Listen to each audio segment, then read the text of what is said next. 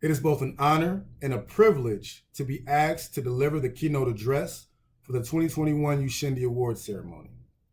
Now, before we get into that address, I want to provide you guys with some context and some background that will hopefully allow you to receive this message more fully. What I want you guys to know and to understand is that my time at UC in undergrad was a bit of a wild run. Some may refer to it as epic. Others might even refer to it as legendary. I personally wouldn't use those terms. I'm a bit more humble than that, but you can't control what people say. Overall, what I want you guys to understand is that I've got a story to tell. In fact, I've got stories to tell. So many stories that I could not even figure out which stories to include in this message.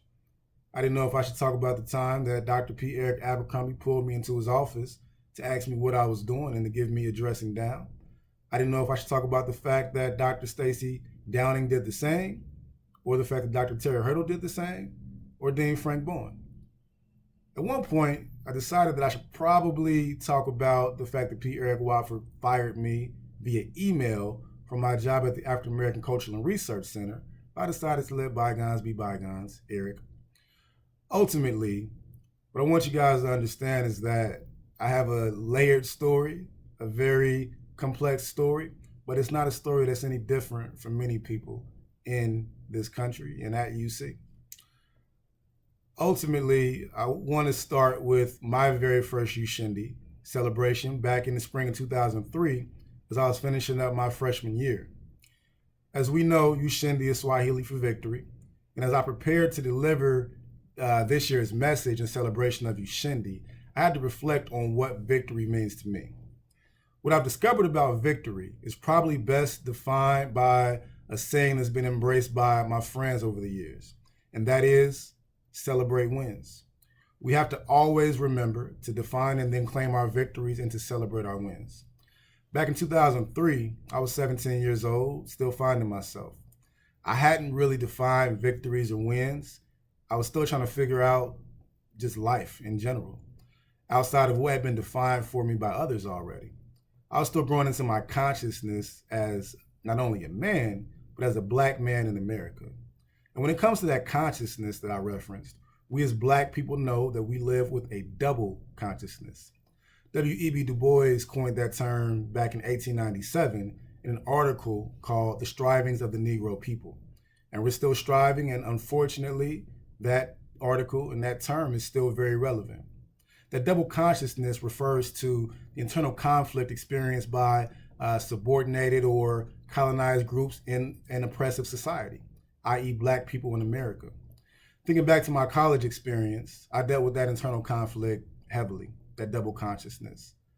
I came from the inner city, Dayton, Ohio, 937, and I came up in a culture and in a society that I love with all of my soul.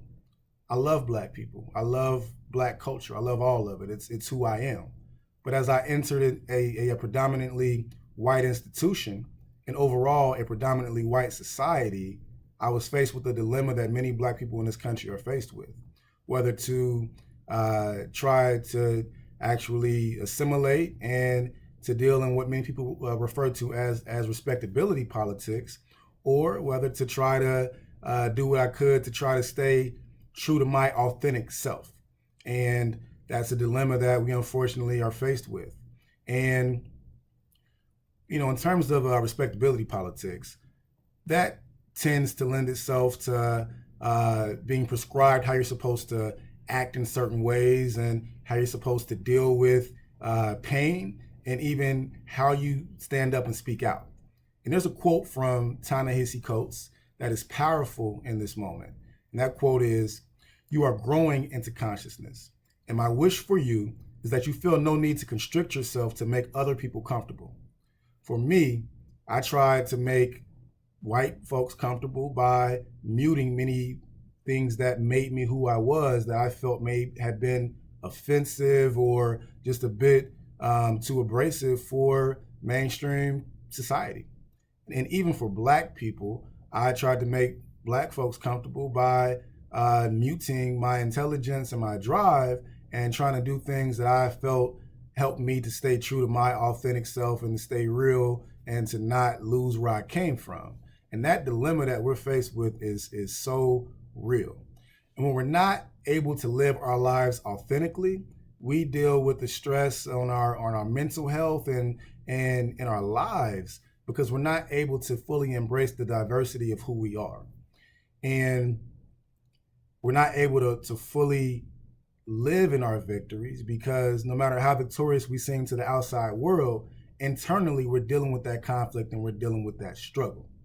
And that struggle for me continued in many ways over the years. Again, I didn't know if I needed to or if I wanted to be street or smart or both. And as it continued as a young lawyer and in law school and just as a Black man in America, at some point something clicked for me. And I realized that victory for me lied in normalizing my Blackness and in being a happy and free Black man. Some refer to it as Black boy joy. I can say that in 2021 is simply my state of consciousness.